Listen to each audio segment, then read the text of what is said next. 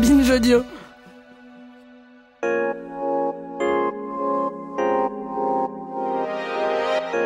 Chers auditeuristes d'Encore Heureux, salut, c'est Camille Test.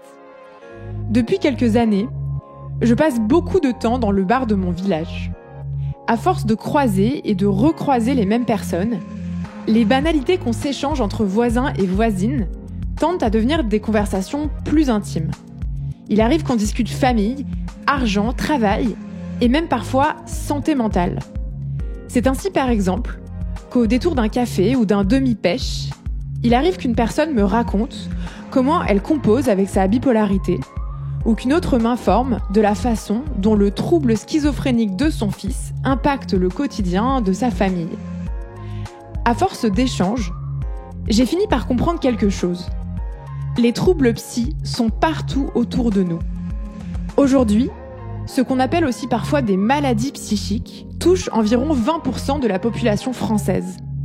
Et pourtant, on en parle si peu que si vous avez à coup sûr des dizaines et des dizaines de personnes concernées autour de vous, vous ne le savez probablement pas. Et vous me direz sans doute, et alors ? Ça relève de la vie privée, ça ne me regarde pas. Seulement voilà, le silence autour de ces conditions et le fait qu'on soit si peu à y comprendre quelque chose contribue à l'isolement et à la stigmatisation des personnes et des familles concernées qui, sans cela, pourraient avoir des vies bien plus douces. Alors, parce que je rêve d'une société dans laquelle nous veillons les uns et les unes sur les autres, j'ai invité 2 personnes qui œuvrent activement à donner à voir et à comprendre les troubles psy. Merci d'accueillir Lucille Zola et Maxime Pérez, Zitvogel.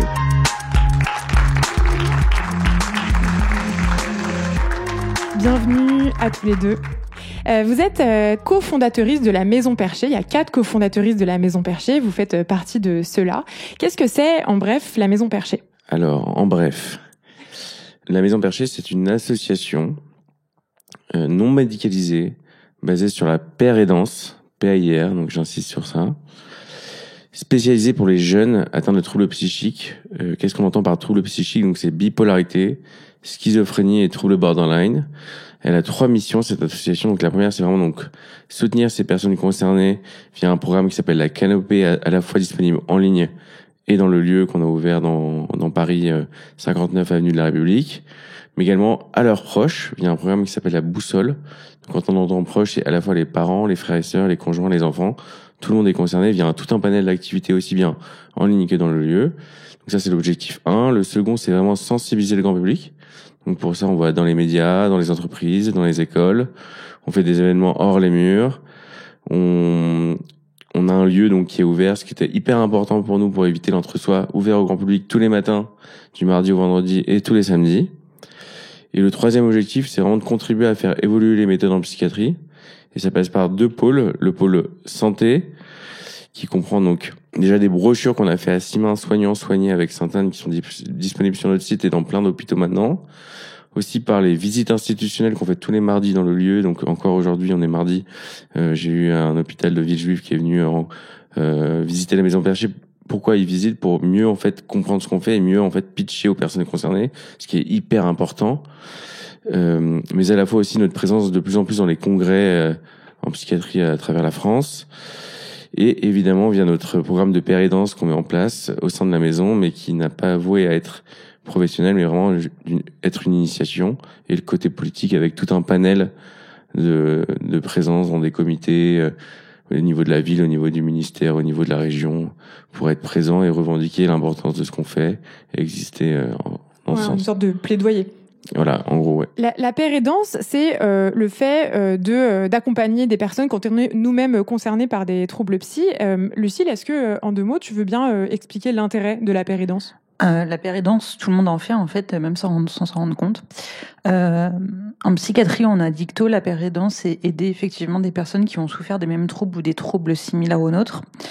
Et en fait, on se base sur notre expérience de vie, donc c'est ce qu'on appelle les savoirs expérientiels, les savoir-être, les savoir-faire.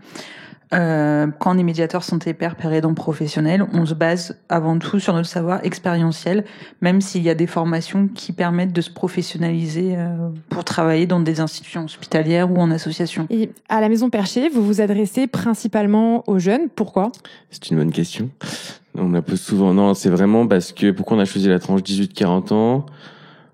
D'une part parce que en moyenne le diagnostic c'est entre 18 et 25 ans, mais vraiment ça correspond à une tranche de vie, c'est premier boulot, premier amour, diagnostic, comment parler autour de soi, comment avancer avec. Et j'ai pas de terme parfait pour ça, mais pour moi c'est vraiment dans l'espace-temps en fait. C'est pour moi c'est vraiment hyper différent d'être diagnostiqué comme moi bipolaire en 2015 vs en 1995. Et pour moi c'est hyper important de prendre ça en considération. Et maintenant aussi, un super contre-argument que j'ai, c'est qu'on est un peu victime de notre succès maintenant à la Maison Perchée. On a en moyenne 1 mois d'attente, voire 1 mois et demi. Donc voilà, donc en fait, l'idée c'est vraiment qu'on soit complémentaires et que pourquoi on a fait ça à la base. Moi, à la base, j'ai eu l'idée dans mon hôpital psychiatrique il y a maintenant 7 ans, donc avant Maison Perchée.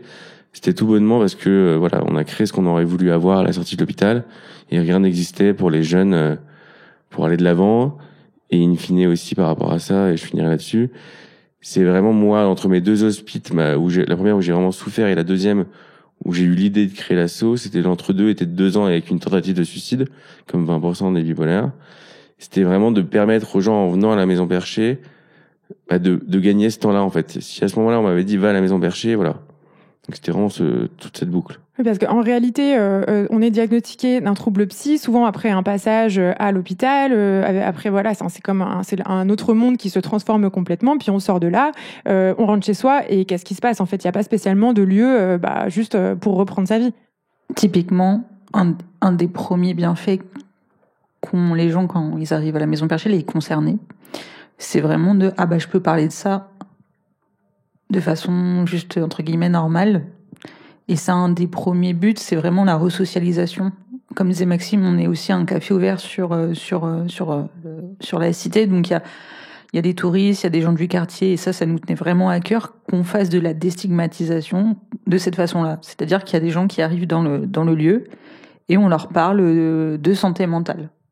Et d'ailleurs, je pense que c'est important de le dire, même si on y reviendra, c'est un lieu qui est magnifique, qui est hyper bien décoré, qui est lumineux. J'imagine que vous l'avez aussi pensé pour ça et comme ça. Ouais.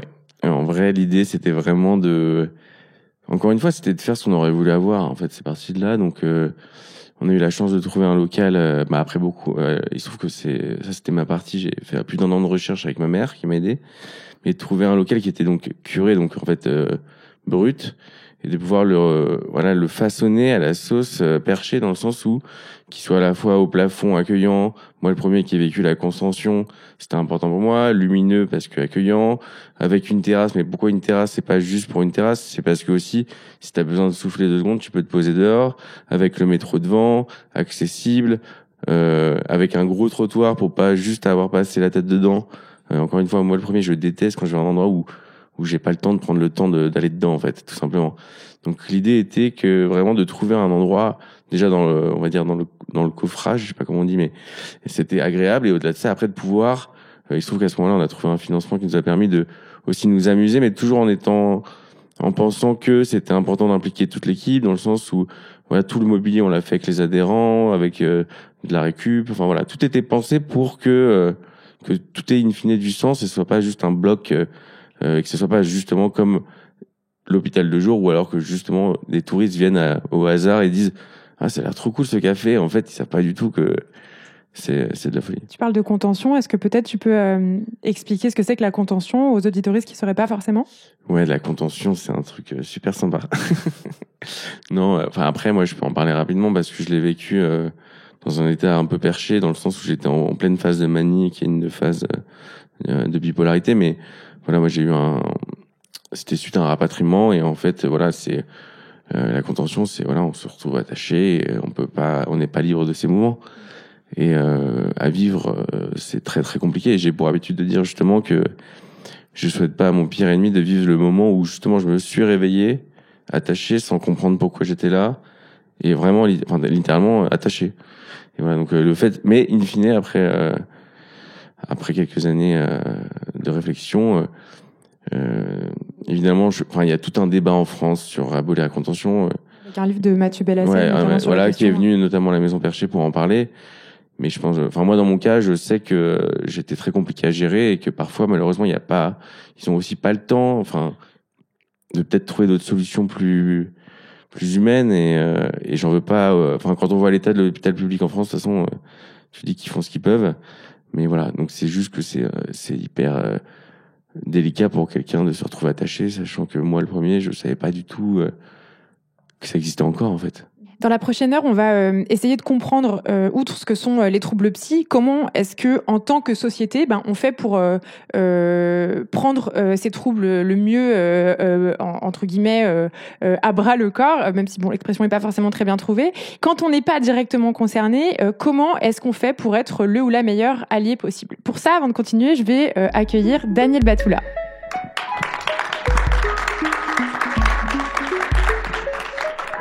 Bonsoir Camille, Maxime, Lucille. Salut Daniel. Daniel, c'est toi qui m'as parlé la première fois de la Maison Perchée. Je sais que en quelques années à peine, c'est un endroit, un lieu, un projet qui est devenu finalement assez intéressant pour tout le domaine de la psychiatrie. Oui, alors moi, là, je t'en ai parlé et en fait, comment est-ce que je l'ai découvert? C'est grâce à une patiente. C'est une patiente qui m'a parlé de la Maison Perchée il y a quelques années. Je connaissais pas du tout. Je suis allé sur leur site, j'ai vu des campagnes de crowdfunding, des choses, ce qu'ils étaient en train de mettre en place. Ça m'a beaucoup intéressé. J'ai participé et puis au fur et à mesure, j'ai continué à les suivre. J'ai vu des reportages, j'ai vu plein de choses et je me suis dit, c'est ce qui manque. C'est ce qui manque dans le domaine médical. Nous, on a le savoir médical, on a les traitements, on a de la stabilisation. On essaye de tricoter avec les moyens qu'on a pour aider un maximum les personnes. Mais il n'y a pas à l'extérieur, on n'arrive pas à atteindre le grand public parce que la psychiatrie, la santé mentale, c'est très, très stigmatisé. Et, quand moi je parle à des personnes que je ne connais pas beaucoup, je leur dis que je suis psychiatre, il y a un blocage directement. Ils veulent pas trop me parler, ils ont un peu peur, ils se disent il va m'analyser et ainsi de suite. Lucille? Yes, en fait c'est vraiment, je travaille aussi en tant que médiatrice santé-père au CEJA, donc à Sainte-Anne, et il y a vraiment de la stigmatisation aussi pour les soignants et ça on l'oublie souvent. Mais même les soignants en psychiatrie sont stigmatisés. On va revenir sur la question de la stigmatisation parce que c'est hyper important et je pense au cœur du sujet qui nous occupe. Mais avant, je pense que ça serait important de définir les troubles psy. En fait, qu'est-ce que c'est concrètement les troubles psy, Daniel? Troubles psy, c'est une pathologie psychiatrique, donc de santé mentale. C'est une pathologie médicale. Ensuite, on se spécialise en psychiatrie, donc et c'est un trouble qui va atteindre la personne à tel point qu'elle va avoir du mal à fonctionner dans la société. Ça va atteindre son environnement familial, son environnement professionnel, son environnement de loisirs, et ça se manifeste de différentes façons selon le trouble. Ça peut être une dépression, un trouble bipolaire, une schizophrénie, un trouble de personnalité. C'est quelque chose qu'on ne choisit pas, qui nous arrive. Tu as parlé de 20% des personnes. 20%, ça fait une personne sur 5. Je vous laisse compter combien vous êtes dans la salle, compter combien vous êtes quand vous écoutez ce podcast et regardez autour de vous, il y a des personnes qui ont un trouble psy. Vous le savez pas parce qu'on n'en parle pas, parce que c'est stigmatisant.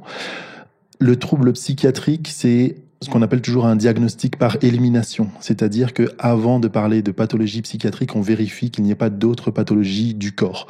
Si vous avez un problème hormonal, si vous avez un problème de thyroïde, si vous avez une tumeur cérébrale, peut-être que vous pouvez avoir des symptômes psychiatriques, de dépression, d'hallucination, différents symptômes qui en fait ne sont pas psychiatriques, qui sont somatiques, qui sont d'ordre d'autres pathologies médicales.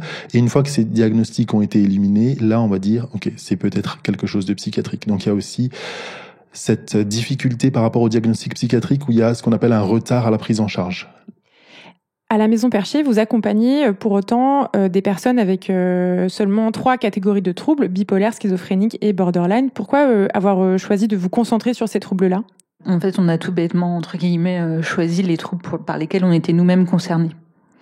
Parce qu'on se sentait plus légitime, d'une part, même si je pense qu'on peut faire de la pérédance avec des personnes qui ne souffrent pas du même trouble. Ouais, après, c'est un par catégorie, en fait. C'est toujours les 3 ensemble. Et aussi parce que, après, on peut aussi traiter des comorbidités, évidemment, parce qu'il y en a tout un panel entre les addictions, les problèmes d'alimentation. Enfin voilà, il y a tout un panel de choses. Mais vraiment, ouais, c'est la classification qui fait que aussi. Et au-delà de ça, il existe des choses déjà pour tout un panel de pathologies. Mais sur ces trois-là, il y avait rien. Voilà, tout simplement. Alors que, pour info, il y a 2 à 3% de bipolaires dans la population, 1% de schizophrènes. On peut peut-être citer des chiffres. C'est 1,3 million de personnes en France atteintes de bipolarité aujourd'hui, 680 000 personnes atteintes de troubles schizophréniques. Et d'ailleurs, ça vaut peut-être la peine de préciser qu'en fait, il n'y a ni une bipolarité, une schizophrénie. Ce sont en fait des troubles qui sont très multiples. Daniel ? Tout à fait. Dans le monde médical, on a 2 dictionnaires des pathologies. Donc, il y a le dictionnaire plus américain, le DSM. On est à la 5e version actuellement. Au niveau de la France, on va plus utiliser la CIM, Classification internationale des maladies, faite par l'OMS. On est à la 11e édition.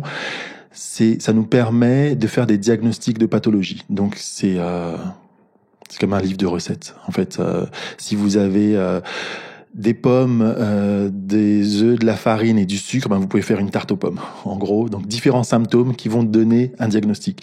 Mais si vous avez des pommes, ça peut être aussi utile pour faire de la compote de pommes. Donc un symptôme, ça peut être dans différents syndromes, différentes pathologies. Et donc, il faut pouvoir regrouper ces différents symptômes pour faire un diagnostic. Et je reviens juste par rapport à la pérédance aussi. La pérédance, c'est quelque chose qui existe dans toutes les pathologies chroniques, dans les 2 grosses pathologies chroniques non psychiatriques qui sont l'asthme et le diabète. Les médecins, ils ont une certaine connaissance, mais en fait, à un moment donné, ils se rendent bien compte, et les endocrinologues et les pneumologues le disent, qui est-ce qui va nous former le plus? C'est les patients, parce que c'est les patients qui vivent au jour le jour avec leur pathologie, qui vont dire, ah tiens, il faudra peut-être faire ça, ou est-ce qu'on pourrait essayer de développer quelque chose pour ce type de symptômes ou ce type de choses. Et il y a beaucoup de choses d'innovation qui sont à l'initiative des patients dans ces pathologies-là. Et en psychiatrie, ça manque énormément. Donc la pérédance en psychiatrie, ça va permettre de développer et ça va permettre de former les médecins parce que on a une certaine connaissance, mais on n'a pas toute la connaissance, et les patients nous apportent énormément de choses. Comme je vous l'ai dit, moi, la Maison Perchée, c'est une patiente qui m'en a parlé. Et là, quand tu parles de ça, tu parles en fait de sortir d'une logique très verticale, très descendante de la médecine, avec un médecin qui serait une sorte de sachant duquel découlerait en gros des savoirs, des soins, etc. Mais pour aller vers quelque chose de plus dans les 2 sens et aussi de plus horizontal. Plus d'horizontalité. On a tout à chacun à apprendre de l'autre, et nous, en tant que médecins, on va avoir une connaissance très médicale, mais une fois qu'on l'a partagée aux patients, voilà. Et puis à un moment donné, on est en 2023, 2024 presque. Sur Internet, vous trouvez exactement les choses que nous on apprend aussi en cours. Donc à un moment donné, ça se trouve aussi très facilement, différentes choses pour faire des diagnostics ou des suspicions de diagnostics. Maintenant, les gens ils viennent, ils ont beaucoup d'éléments et ils disent, je pense que j'ai peut-être ce type de trouble parce que il y a ça, et ça permet aussi de pallier ce retard diagnostique. Les gens sont formés, les gens sont informés, il y a des podcasts, il y a des chaînes YouTube, il y a des bandes dessinées, il y a plein de choses pour lesquelles les gens se documentent et se disent, ah mais en fait ça me parle, ce livre que je viens de lire, j'ai l'impression qu'on parle de moi, tiens, ça me parle, ce podcast que j'ai entendu, et je vais peut-être me pencher sur cette problématique que j'ai depuis des années et essayer de comprendre et avoir un diagnostic. C'est important de le préciser, pour moi il faut faire très attention à l'autodiagnostic. C'est un peu le pendant de ce que disait Daniel il y a une minute, c'est que effectivement c'est chouette, il y a plein de contenus, plein de choses qui se font, mais attention à s'autodiagnostiquer, ce qui est vraiment un vrai problème en ce moment. Et donc attention aux comptes qu'on suit. Alors les troubles psy, ce sont plutôt des maladies chroniques. On vous dit on ne guérit pas, mais on se rétablit.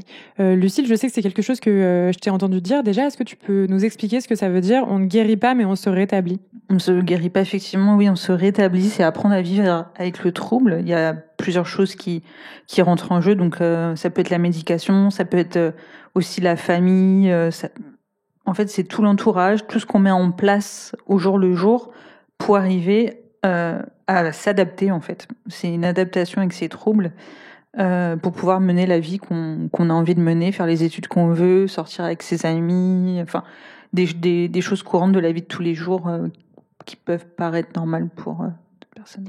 Je pense que c'est important de dire que, en fait, effectivement, on se rétablir, c'est aussi en fait mener une vie avec des projets, des envies, des rêves, et c'est que c'est tout à fait possible et que plein de gens le font en réalité.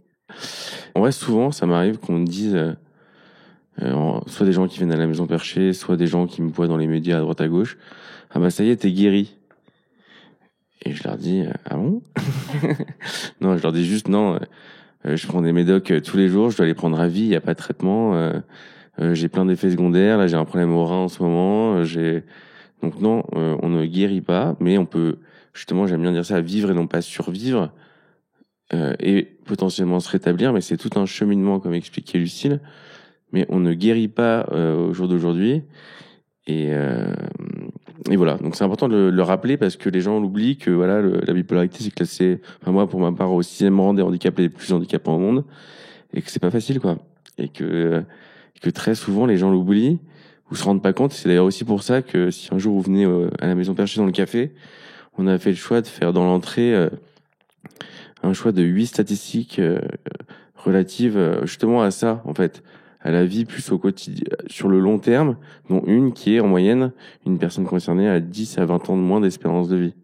Et ça fait relativiser un peu sur « Ah, t'es guéri », parce que on ne guérit pas. C'est le côté un peu dark, désolé, mais c'est important de le dire. C'est la vérité en fait. Faut pas l'oublier parce que après les gens ils se rendent pas compte. Et c'est un traitement à vie avec des effets secondaires, avec plein de choses. Alors il y a maintenant plein de classifications aussi, par exemple dans les troubles schizophréniques. Je vous parlais avant de la CIM et du DSM. Il y a une autre classification qui s'appelle la WKL, qui a plus un petit peu pour les experts de la schizophrénie. Et là, on parlait de sous-types de troubles. La schizophrénie, dans cette classification WKL, il y a 35 types de schizophrénie.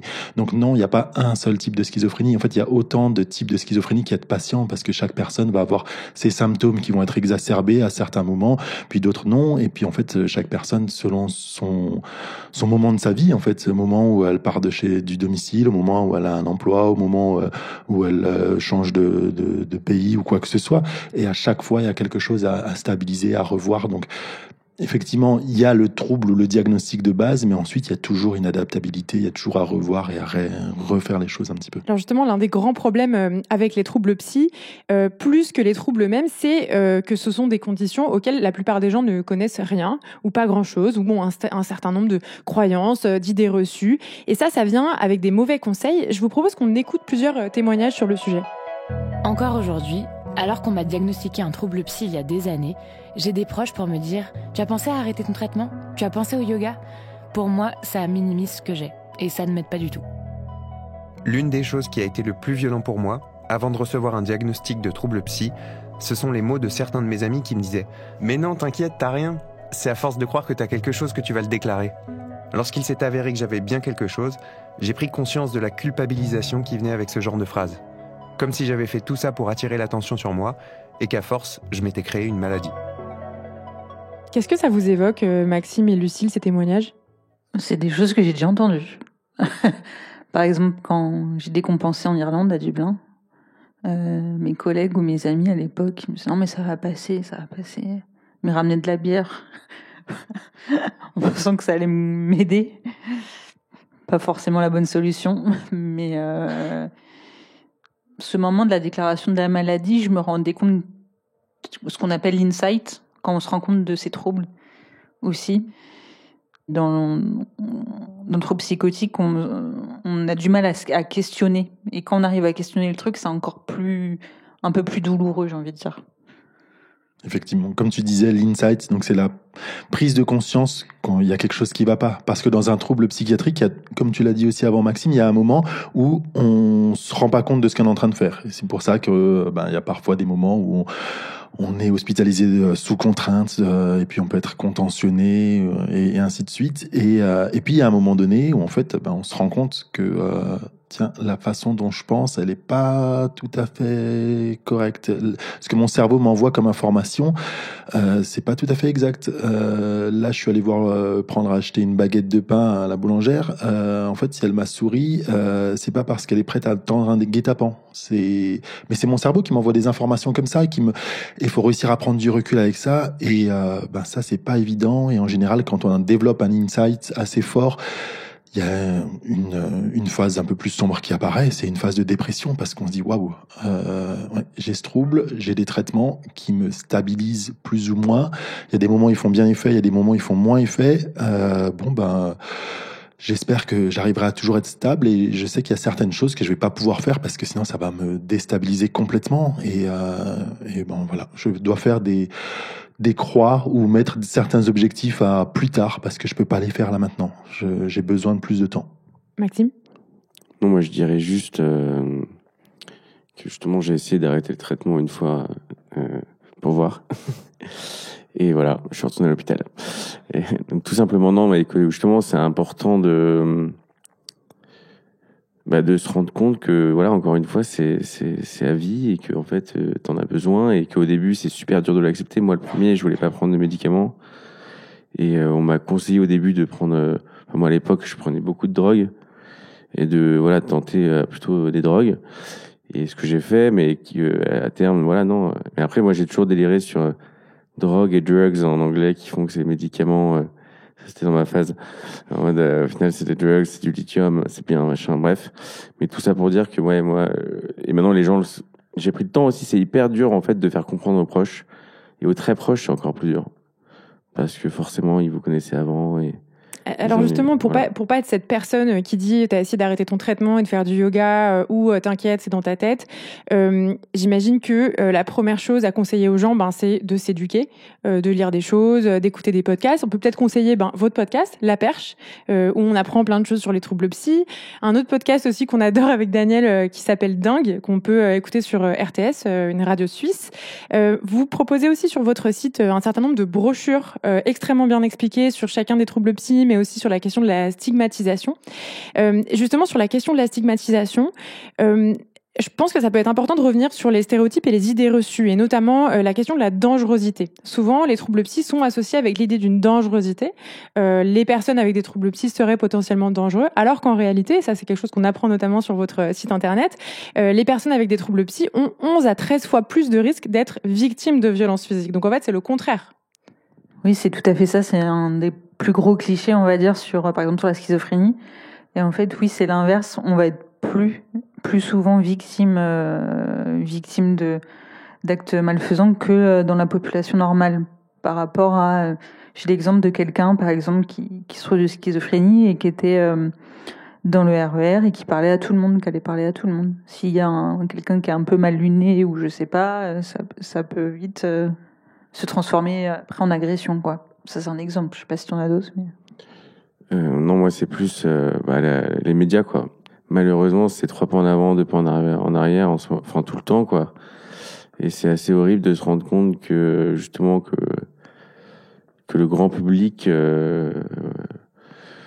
reçoit plein d'informations comme ça, tandis que nous, on se démène derrière pour essayer de trouver des solutions pour justement faire comprendre aux gens que non, c'est l'inverse. Et mais ça, c'est le gros combat de la Maison Perchée, et pour le coup, c'est ce que je gère moi à la maison. C'est tout ce qui est grand public, communication, événementiel, enfin tout ce qui touche tous les gens pas concernés. Et c'est de trouver un moyen et des moyens pour justement, parce que je pense que un minima 90% des gens qu'on touche à chaque fois, parce qu'on fait beaucoup de contenu de vidéos, de médias, c'est toujours la même personne. C'est justement de trouver la solution pour sortir de ce cercle et d'avoir un effet, dans l'impact hyper vrai et honnête, et pour que ça fasse effet boule de neige par la suite et que tout le monde comprenne une bonne fois pour toutes que dès qu'il y a un tueur en série, tout le monde se dise pas tout de suite en réflexion c'est un schizophrène. Justement, je crois que c'est important pour que les gens se rendent bien compte de réaliser qu'aujourd'hui, il y a des collectifs de familles qui se battent pour changer le nom schizophrénie tellement c'est stigmatisé. Moi, j'ai une réponse à ça. C'est Maxime qui parle. C'est dans la vie, il y a une question de temps, mais de priorité. Voilà. Donc après, on interprète comme on veut. T'estimes que c'est pas une priorité de changer de nom je pense que non, parce que je pense que peut-être, mais c'est trop tard, et que je pense que faut plutôt changer la mentalité des gens et que tous les gens qui écouteront ce podcast, que n'importe qui croise un schizophrène, justement, au contraire, trouver des solutions pour changer tout ça, quoi. C'est un peu le fond et la forme, quoi. Je dirais qu'il y a des moments où ça peut avoir un impact de changer les noms, parce que ça, dans l'imaginaire collectif, la schizophrénie, c'est quand même un mot qui est... il y a des films et il y a des faits divers qui sont beaucoup trop ancrés dans la tête des gens, et je sais pas si on arrivera à se débarrasser de ces stigmates-là. Tout à l'heure, tu parlais de contention. On utilise ce terme-là, on n'utilise plus le terme d'attaché, parce qu'attaché, ça renvoie à quelque chose de très négatif. On utilise le terme de contention, qui va contenir la personne, et on n'est pas là pour l'attacher, on est là pour la contenir, donc pour l'aider elle-même et pour se protéger. Le trouble bipolaire, c'était la psychose maniaco-dépressive. Psychose maniaco-dépressive, merci, qui a aussi changé de nom. Et il y a des moments où peut-être qu'un changement de nom peut faire évoluer certaines mentalités. C'est une grosse question, hein, mais dans les choses faciles à mettre en place, est-ce qu'il n'y a pas déjà le fait d'arrêter de faire des abus de langage et d'utiliser par exemple l'expression il est schizo pour une personne qui changerait d'avis, ou on est tous bipolaires, ce genre de choses qu'on entend souvent? Ça, si, évidemment, déjà. Et il y a une différence entre lunatique et bipolaire, c'est souvent la grande diffusion. Enfin, diffusion, ça veut rien dire. Confusion. Oui, confusion. Et non, mais c'est surtout surtout dans les discours, ou même à l'Élysée ou sur Quotidien ou dans plein d'endroits, c'est utiliser le mot schizophrène à d'autres escients, pas pour parler d'une personne, mais pour parler d'une situation. C'est ça qui fout le bordel, j'ai envie de dire. Ou des humoristes qui utilisent le terme de bipolaire en disant j'ai changé 3 fois d'avis, je suis bipolaire. Non, pas tout à fait. Non, là il faut pouvoir revenir en arrière et se dire non, mais ça c'est pas possible. Vous pouvez pas utiliser. Je suis tripolaire, hein, parce que j'ai bipolaire, c'est t'as des manies, des dépressions, mais t'as un retour à la normale, le timide. Donc en fait, on devrait dire tripolaire. Mais ça c'est plus mon truc perso. Et c'est vraiment vu comme une insulte. En fait, les gens s'en servent comme insulte. Sinon, c'est un nom de maladie, les gens s'en servent comme insulte. Dans les autres conseils assez simples à mettre en place, j'en ai trouvé un sur votre site, c'est de ne pas utiliser le nom de la maladie comme une identité, c'est-à-dire ne pas dire il est schizophrène ou elle est bipolaire, mais plutôt il est atteint d'eux, elle est atteinte d'eux, pour éviter d'identifier la personne à sa maladie. Vous êtes d'accord avec ça? Oui, c'est vraiment le cœur aussi un peu du métier de médiateur santé-père, parce qu'il y a la stigmatisation, mais il y a aussi l'auto-stigmatisation. Et du coup, pour faire baisser cette auto-stigmatisation, on a beaucoup besoin de pères aidants, ou que les médecins aussi expliquent aux patients déjà même. J'ai perdu le fil. Que c'est pas une honte, ou que en fait essayer de sortir de la honte des propres clichés qu'on a sur sa maladie en réalité. C'est ça. Et moi, je pense que chacun fait ce qu'il veut en fait. Ça, par rapport à ça, c'est sur le site, mais après moi, ma première asso, c'était bipolaire et fier, hein. Donc c'était un peu, justement, j'avais poussé le truc au max, dans le sens où, voilà, moi, je voulais essayer à mon niveau, de rendre, justement, d'essayer de voir si, justement, en essayant de la rendre cool, ça pourrait peut-être créer des réflexions, des échanges, et in fine, voilà, ça a fait ce que ça a donné avec Maison Perchée, mais je pense que, voilà, je suis atteint, après, chacun son histoire. Ça, c'est hyper important d'aussi laisser la personne choisir. Oui, de pas forcément aller lui expliquer comment elle doit qualifier son propre trouble, quoi. C'est vraiment la phrase « rien sur nous, sans nous » aussi. Donc toutes ces idées reçues, elles contribuent à la honte, on l'a vu, à l'auto-stigmatisation, au silence autour de ces maladies. Elle peut aussi causer des retards de diagnostic. On va en parler juste après une petite pause.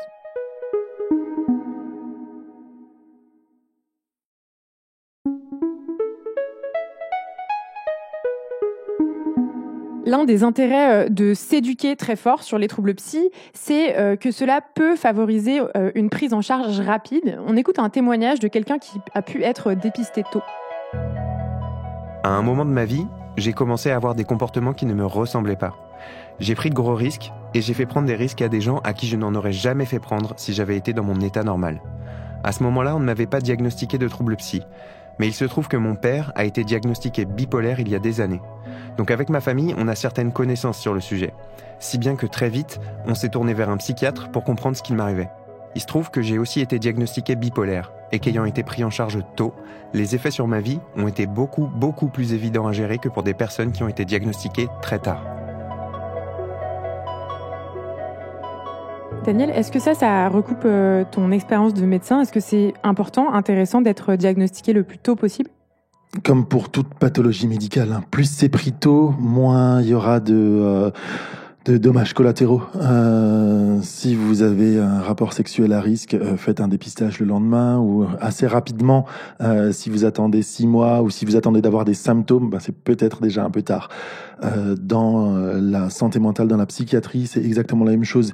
S'il y a des choses qui vous paraissent étranges ou si vous avez des proches qui ont un comportement étrange ou ce genre de choses, c'est bien de pouvoir essayer de les sensibiliser, de vous renseigner, de vous documenter et d'ensuite essayer d'amener les personnes vers des professionnels de santé. D'abord les généralistes et puis ensuite des spécialistes et ainsi de suite. Plus c'est pris tôt, plus il y a de la stabilité. On l'entend, il y a des traitements qui vont vous permettre de vous stabiliser. Si vous êtes dans un déni, ou si vous n'êtes pas au courant, il va y avoir une aggravation de la pathologie avec des troubles cognitifs qui vont être de plus en plus difficiles. Et en plus, il va y avoir énormément de dommages collatéraux. Vous allez peut-être perdre votre emploi, vous allez peut-être perdre des proches amicaux, de la famille, vous allez être en totale rupture avec ces personnes parce qu'en fait, il y a votre trouble derrière qui se manifeste dont vous n'aviez pas conscience ou dont les proches non plus n'avaient pas conscience. Une fois qu'il y a un diagnostic qui a été établi et une pathologie qui est mise et dont on peut parler, les personnes vont se dire « Ok, en fait, la personne n'est pas en train de faire exprès, elle a un trouble. » Si vous voyez une personne en fauteuil roulant, vous n'allez pas lui dire qu'est-ce que tu fais, pourquoi tu prends l'ascenseur, prends l'escalier comme tout le monde, enfin bon sang, parce que ça se voit. Le problème en psychiatrie, c'est que c'est des pathologies invisibles, ça se voit pas, c'est pas marqué sur le front des gens qu'ils ont une pathologie psychiatrique. Mais si on est au courant, si on a un diagnostic assez tôt et si on peut en parler, ça nous permet de pouvoir avoir des adaptabilités au niveau du poste de travail, au niveau des proches. Et les proches vont se dire tiens, ça fait 2 jours que la personne ne m'a pas, que je lui envoie des messages, qu'il n'y a pas de réponse. C'est pas qu'elle boude ou c'est pas que elle a peut-être pas de réseau. Non, c'est peut-être qu'en fait il y a quelque chose de plus important. Je vais essayer d'aller la voir ou faire quelque chose. Donc plus le diagnostic est posé tôt, plus ça va aider la personne, ça va éviter tout ce qui est dommages collatéraux. Je vais pas parler des agressions, mais il y a énormément de personnes qui sont en vulnérabilité psychique, qui subissent des agressions. On en a parlé un petit peu juste avant, mais ça c'est un des dommages collatéraux les plus importants. Et puis plus c'est pris tôt, moins il y a d'hospitalisation. Et vous pourrez nous dire, mais je suis pas sûr qu'une hospitalisation ce soit quelque chose d'agréable à vivre. Pas vraiment. On parlait de la contention, mais il y a aussi autre chose. Il y a l'HDT, donc l'hospitalisation à la demande d'un tiers, qui est violent pour la personne concernée et aussi pour les familles, puisque les médecins en fait demandent à la famille de signer un papier pour que la personne ne puisse pas sortir. Et du coup, souvent, on en veut à la personne qui a signé, etc. Et il y a un documentaire très bien sur ce qui est expliqué, qui s'appelle 12 jours, parce qu'en fait, à partir du moment où on est hospitalisé à la demande d'un tiers, il y a 12 jours qui s'écoulent avant qu'on puisse passer devant le juge. Donc en fait, on a une maladie psy et on passe devant un juge des libertés plusieurs fois pour demander de sortir de l'hôpital. Donc ça aussi, ça peut être assez violent. En France, il y a 2 endroits où on peut vous priver de votre liberté, c'est la prison ou l'hôpital psychiatrique. Quand c'est l'hôpital psychiatrique, c'est une décision par un médecin qui dit cette personne a un trouble psychiatrique, il faut absolument, et elle est dangereuse pour elle ou pour d'autres personnes, il faut absolument qu'elle soit hospitalisée. Si elle a créé un trouble à l'ordre public, en général, peut-être qu'il y a eu la police qui est venue, et donc là, il y a une hospitalisation à la demande du préfet ou du maire qui est appuyée. Si on n'a pas ça, il y a 2 possibilités, c'est soit ce qu'on appelle le péril imminent, la personne est en grave danger pour elle-même, elle a fait une tentative de suicide ou elle est peut-être dangereuse pour d'autres personnes parce qu'elle a l'impression d'être persécutée par plein de gens et qu'elle a prévu des choses, des idées un peu délirantes, et donc on va essayer de la protéger, de protéger les autres personnes. Et il y a aussi l'autre possibilité, c'est à la demande d'un tiers, c'est en fait, pour revenir historiquement, quand il y a les hôpitaux psychiatriques qui ont été créés dans chaque département de France, on pouvait hospitaliser un peu n'importe qui de façon assez facile. Et donc, il y a eu des abus. C'est ce qu'on appelait les lettres de cachet à l'époque. Donc, les rois voulaient se débarrasser d'un ennemi ou d'un potentiel prétendant au trône et qu'ils ne voulaient pas. Ils disaient, voilà, cette personne, elle a des troubles psychiatriques, on l'enferme et puis voilà, on n'en parle plus. Là, maintenant, tout a été réglementé. Donc, c'est-à-dire que pour qu'on vous prive de votre liberté, il faut d'abord qu'il y ait un psychiatre qui donne cet avis-là. S'il y a un proche c'est important qu'il y ait un proche parce qu'en fait, nous, en tant que psychiatre, on va voir la personne pour la première fois de notre vie aux urgences. On va dire, bon, bah oui, elle a un comportement qui est très particulier. Je pense qu'il y a quelque chose de psychiatrique. Le proche va pouvoir dire, effectivement, c'est pas son état habituel. Ça, c'est quelque chose, c'est pour ça qu'on demande souvent un proche, parce la personne va dire, c'est pas son état habituel. Mais ça peut poser un très gros problème parce qu'ensuite, la personne qui a été hospitalisée sous contrainte peut en vouloir aux proches. Donc là, c'est une décision médicale. Des fois, on doit dire, on va pas demander à la famille, même si les proches sont accessibles, on va pas leur demander leur avis. Où on va pas les impliquer dans cette décision. C'est une décision de toute façon qui reste médicale dans tous les cas. C'est pas les proches qui disent on l'enferme. Non, c'est le médecin, le psychiatre qui prend cette décision. Une fois qu'il y a un premier psychiatre qui a donné un avis, il faut que dans les 24 heures, il y ait un deuxième psychiatre différent qui donne un avis qui ne doit pas avoir de lien de parenté avec la personne hospitalisée et ainsi de suite. Et ensuite, dans les 72 heures, on a encore un troisième psychiatre pour dire c'est pas moi qui aime pas une personne, je la mets en hôpital psychiatrique pour m'en débarrasser. Il faut qu'il y ait plusieurs personnes professionnels de santé qui disent ça, et ensuite il y a un juge qui va regarder tout le dossier, qui va examiner toutes les pièces et dire bah là il y a un vice de procédure, c'est n'importe quoi ce que vous avez fait, non cette personne n'a rien à faire à l'hôpital, ou alors tout est conforme, ok, il faut qu'on continue l'hospitalisation, cette personne est en souffrance, a un trouble, on a besoin de l'aider, on est d'accord avec ça. Maxime? Ouais, en 2 mots, moi j'ai vécu ça. Et pour info, c'est depuis 2013 seulement qu'il y a les 12 jours, donc c'est récent. Et c'était hyper violent. Déjà d'une part, parce que j'étais pas du tout au courant que ça existait. Qu'en plus, à la différence de dans le doc que je vous recommande de Raymond Depardon, qu'on adore, c'est que moi... Qui s'appelle 12 jours, c'est ça? 12 jours, ouais, parce que ça dure 12 jours. Du coup, j'ai un 12 tatoué, mais bon, on s'en fout. Et mais ça me rappelle ces 12 jours qui étaient quand même assez puissants. Et juste, ouais, moi, en plus, elle était en tenue d'avocat, donc forcément, tu te demandes ce que t'as fait, quoi. Tu prends un avocat, tu passes devant le juge, parce que t'es un avocat. C'est quand même assez dur. Et pour clôturer et pour amener à réfléchir à tous les gens qui écouteront ce podcast, c'est à la fois, pour revenir à la question initiale, moi, du coup, j'ai eu de la chance qu'on m'a posé un diagnostic immédiatement parce qu'en fait, j'avais plein de bipolaires dans la famille sans le savoir. Donc, je vous invite toutes et tous à en parler entre vous, autour de vous, parce que c'est trop important et ça peut faire gagner du temps. Et moi, j'en ai beaucoup voulu. Déjà, ma famille de m'avoir hospitalisé et au-delà de ça, d'avoir caché que j'avais plein de bipolaires dans la famille. Même si, in fine, ça m'a permis d'avoir un diagnostic immédiat, à la différence de 7 ans en moyenne pour un bipolaire moyen, ce qui est, je me mets à leur place, horrible. Et au-delà de ça, de découvrir pendant les 2 jours qu'il existait encore des électrochocs en France. Et ça, j'avoue, ça a été hyper violent d'avoir ce combo ultime de 12 jours, contention, attaché, électrochoc. Bienvenue dans le monde de la psychiatrie, quoi. Mais encore est-il que pour les électrochocs, j'ai entendu plein d'histoires différentes, dont des très belles. Ça a pu sauver des gens, comme ça a pu faire perdre la mémoire à beaucoup de gens aussi. Mais c'est quand même important de le signaler, parce que je pense que pour le coup, ça, 95% des Français pensent que ça n'existe plus. Effectivement, c'est ce qu'on appelle, on a changé un peu le nom, mais on appelle ça de la sismothérapie, mais c'est ce qu'on appelle fréquemment des électrochocs.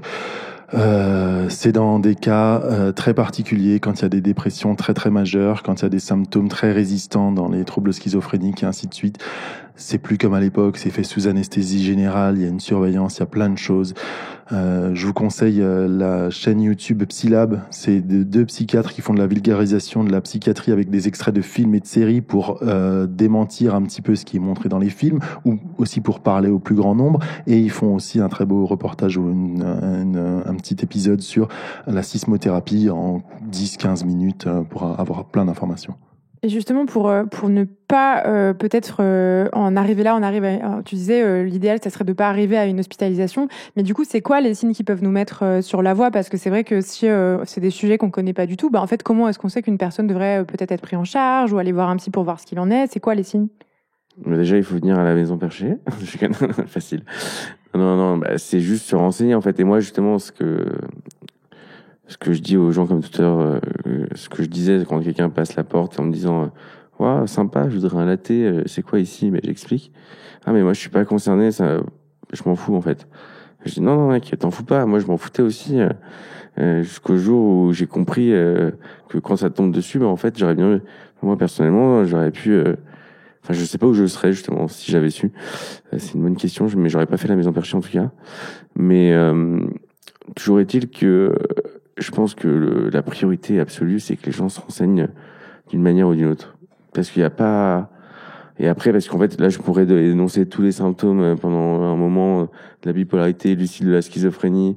Notre ami psychiatre pourrait valider tout ça. Mais je pense que, et moi, avec le temps, si je peux me permettre, ça prend 2 secondes, c'est vraiment que au tout début, quand je prenais la parole à droite à gauche, justement, je prenais vachement de temps à expliquer la bipolarité. Il y a type 1, type 2, type 3. Moi, je suis type 1 pour info. Mais en fait, je me rendais compte que, en fait, les gens, ils écoutaient, mais ils intégraient pas. Mais quand tu leur expliques le vrai pourquoi du comment et le pourquoi, en fait, ça leur servira forcément un jour. Mais en fait, ils prennent le temps, eux, de lire le truc. Donc, nos brochures ou regarder Psylab ou, parce qu'on n'est pas les seuls, hein, il faut pas croire. Il y a pas que nous, mais je pense que c'est important que les gens se rendent compte que c'est important. Et, je sais pas si ça répond.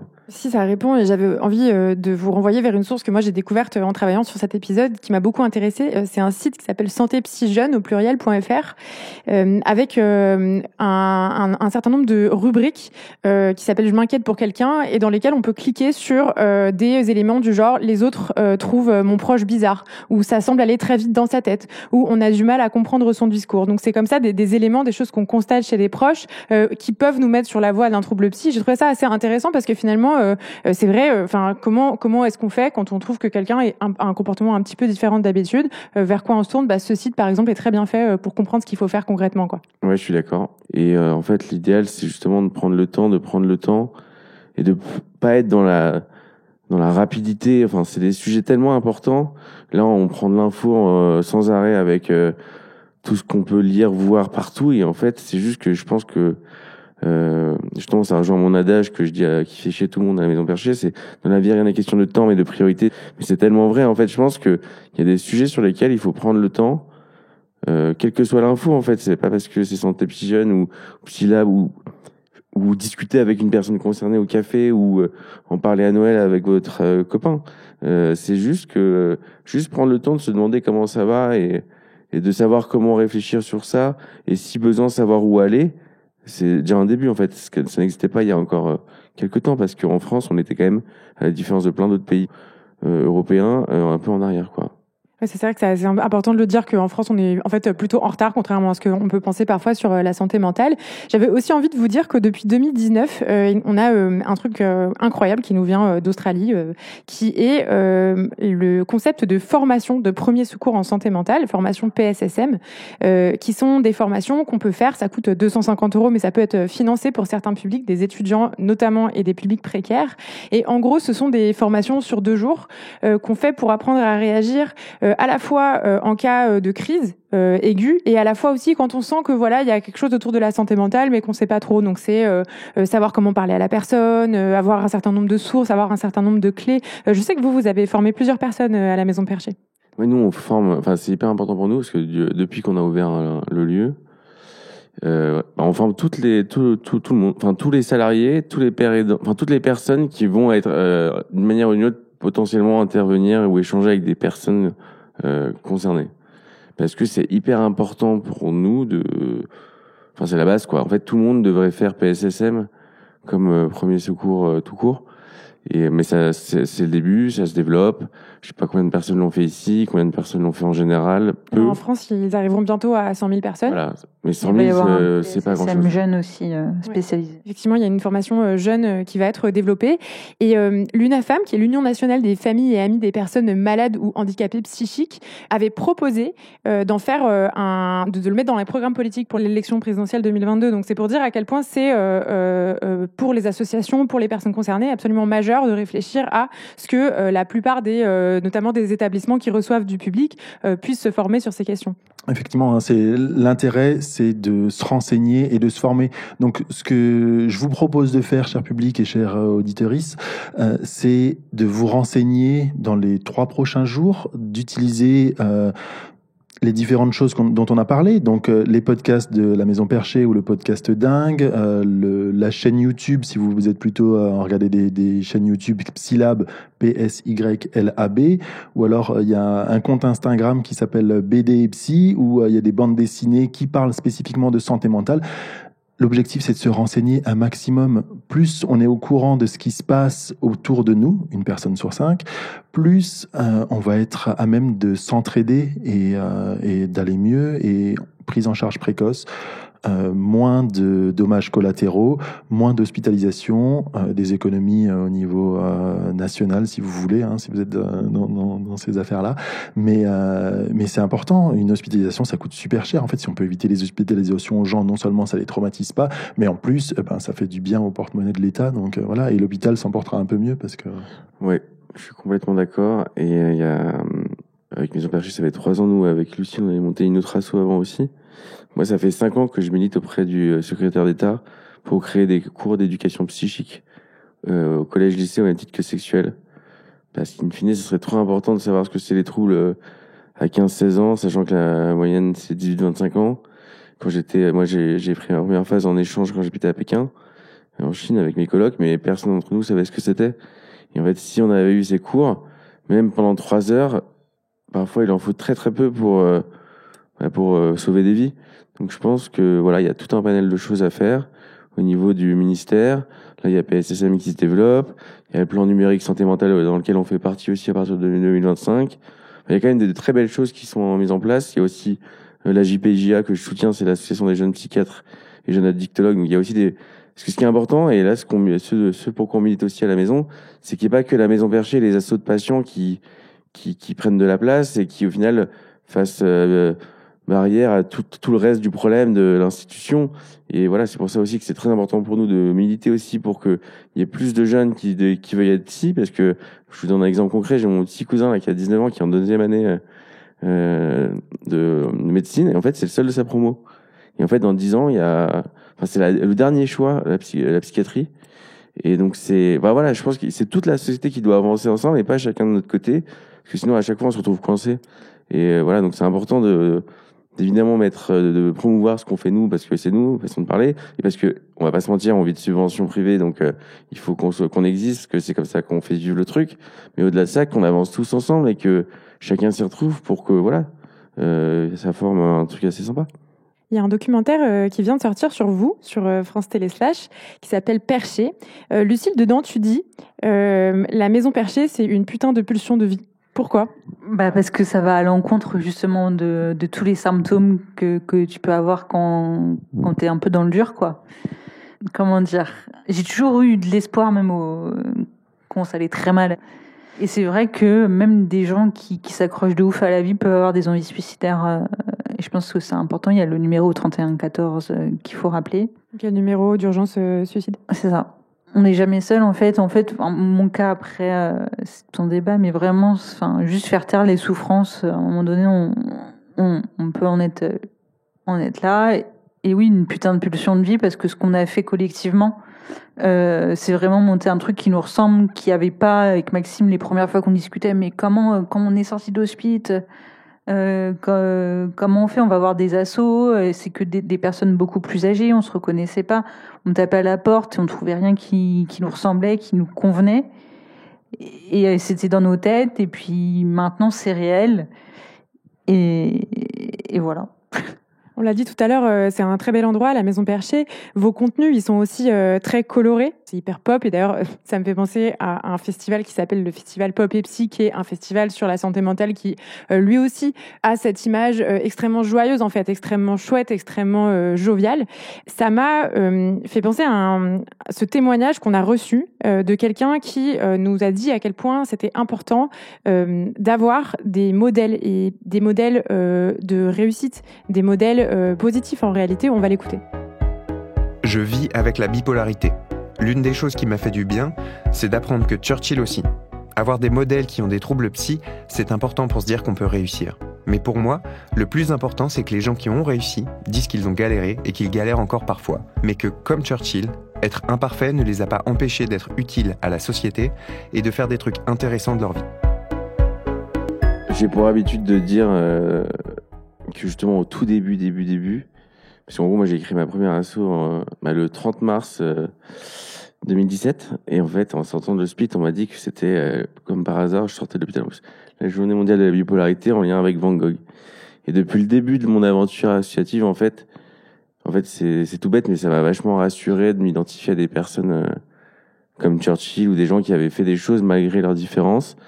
On a tous besoin d'avoir des exemples de gens juste qui vivent, quoi, et qui font des trucs bien ou moins bien, mais qui se réveillent tous les matins, qui ont de l'espoir. Et c'est ça qui fait vivre, en fait. Enfin, moi, c'est pour ça que je dors bien et que je me réveille tous les matins. C'est que je sais que je vais à la maison, que je vais rencontrer des gens et que c'est cool, quoi. Ouais, tout pareil. Voilà, J'ai hâte d'être le matin. Ouais, c'est ça, je pense que c'est important et l'espoir fait vivre aussi, mais je pense que justement, c'est vraiment un truc de, ouais, Mais pas forcément que des personnes connues. Moi, je me souviens, quand on m'a donné le diagnostic, la psychiatre, tout de suite, elle me dit, oui, j'ai eu un patient qui souffre de la même maladie, qui est schizophrène aussi, mais il a fait des grandes études, Et ça, tout de suite, rien le fait de dire ça, c'est, oui, l'espoir, il est pas là pour rien non plus. Enfin, on a besoin de ça, quoi. Je suis d'accord, et c'est une forme de pérédance. Et moi, pour finir là-dessus, c'est, pour encore parler de moi.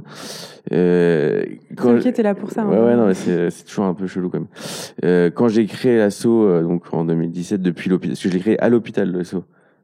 Et c'est vraiment un déclic à l'hôpital en parlant à un repas avec plein de bipolaires. J'avais la chance d'être dans un centre expert.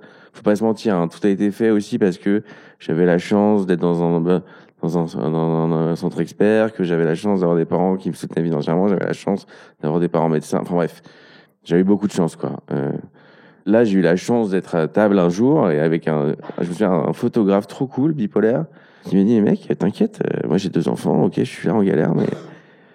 Et je lui ai dit, mais trop bien. Parce qu'en fait, et ça, c'est quand tu acceptes la maladie. Et ça, c'est la première étape aussi. Et là, c'est là que je me suis rendu compte de l'impact de la pérédance, quelle qu'elle soit. Et ça revient à Churchill, pour moi, c'est la pérédance. C'est le fait de se sentir moins seul. Et je suis pas psy, je suis pas ton pote, je suis pas ta famille, mais je te comprends. Voilà.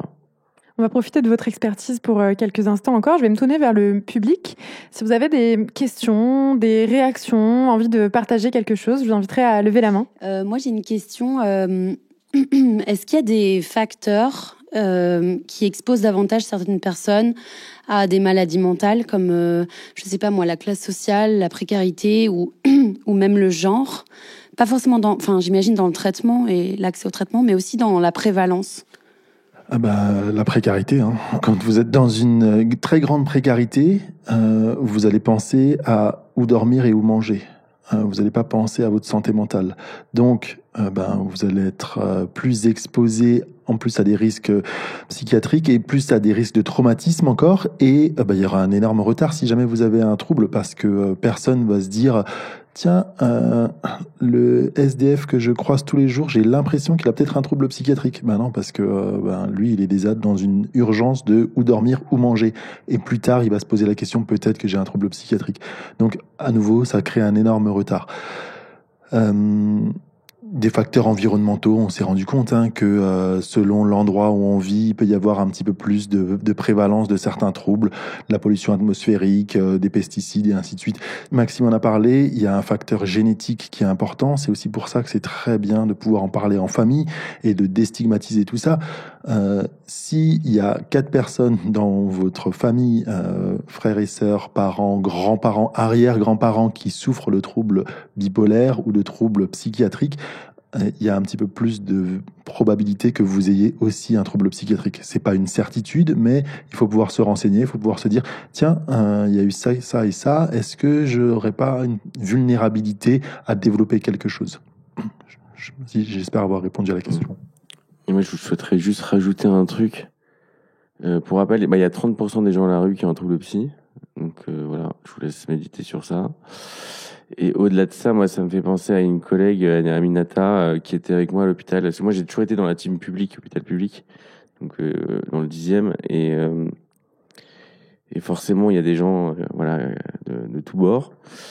Et moi, malheureusement, il y a une personne, en fait, ce qui peut arriver, moi, je les appelle les oubliés, c'est les gens qui veulent plus sortir de l'hôpital. Parce qu'en fait, ils sont hospitalisés. Et quand tu es hospitalisé, tu perds ton boulot, tu perds ton appart. Et tu fais tout pour rester à l'hôpital. Ou alors tu te suicides. Et Aminata, malheureusement, s'est suicidée.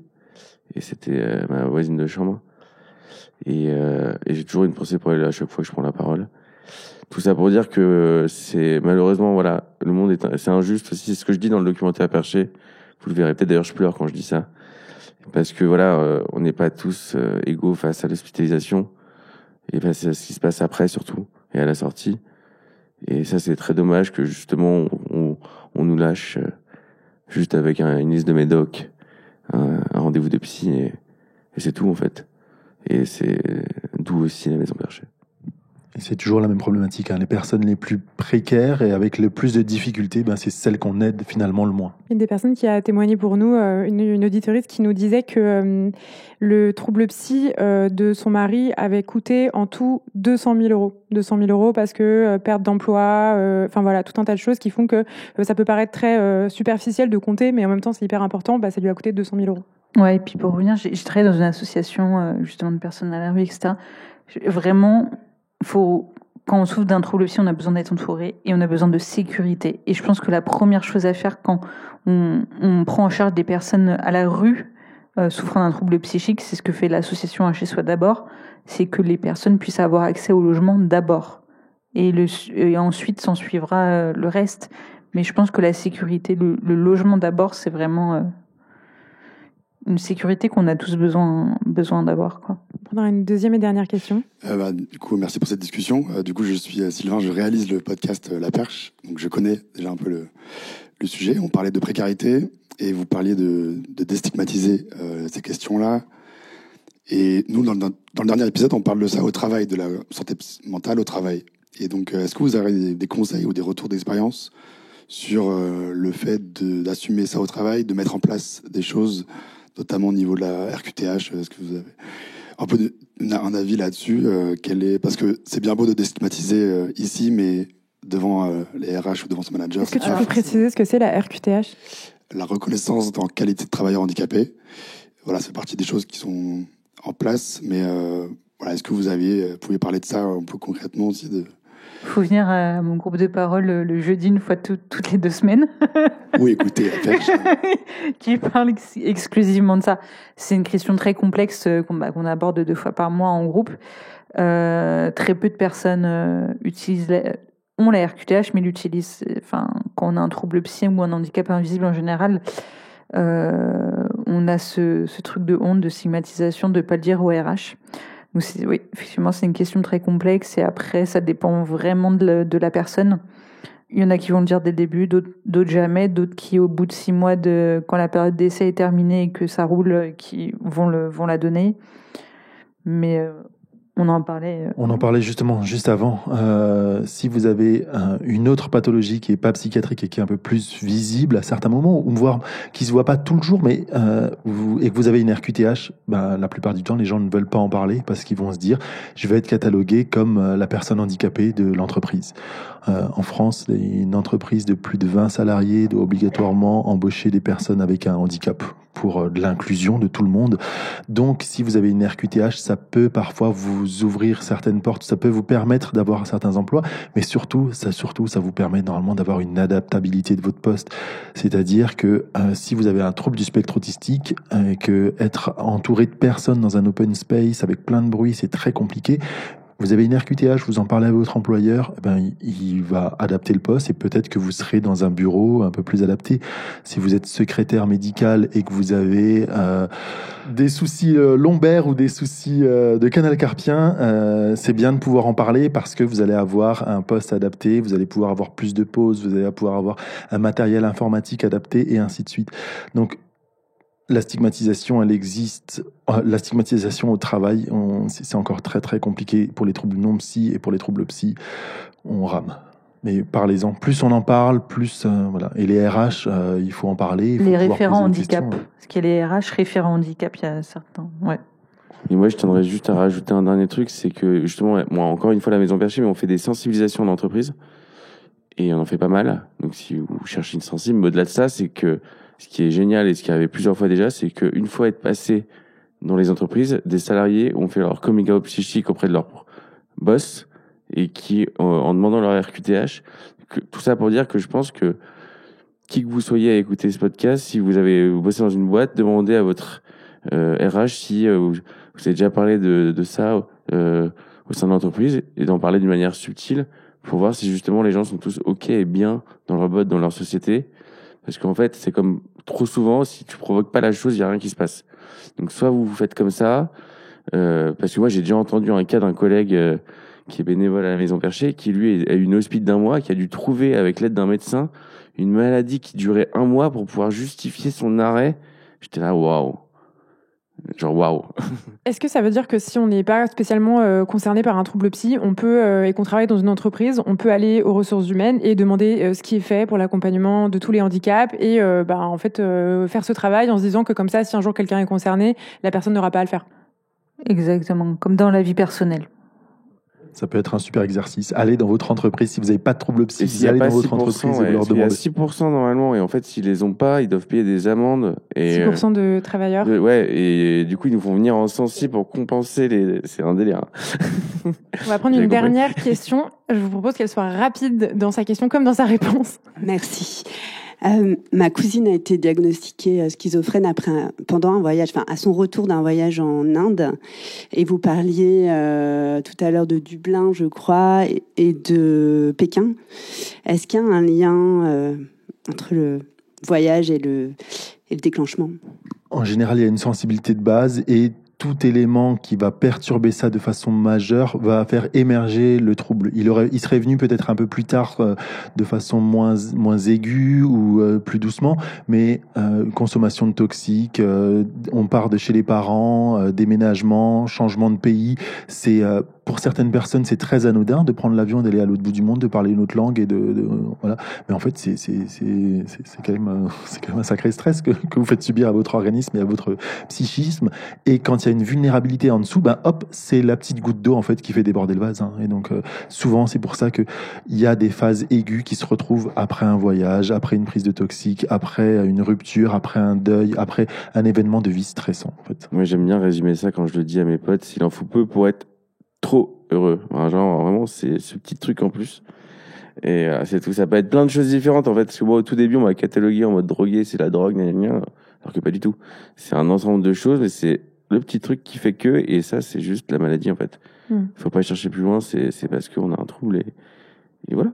C'est sur ça qu'on conclura. Merci infiniment, Lucille Zola, Maxime Pérez, Zitvogel, d'avoir été là avec nous pour répondre à nos questions. Merci beaucoup aussi à Daniel Batoula. Merci infiniment à la Gaieté Lyrique pour leur accueil. L'émission a été réalisée par Thomas Play et produite par Charlotte Bex. Les témoignages ont été lus par Paul Berthiaud et Juliette Livartowski. Je vous donne rendez-vous sur Instagram, @encoreheureux-podcast, sur le site de Binge, binge.audio. Et vous y retrouvez notamment des ressources sur les troubles psy et notamment toutes les informations dont vous avez besoin pour vous rendre à la Maison Perchée. À bientôt.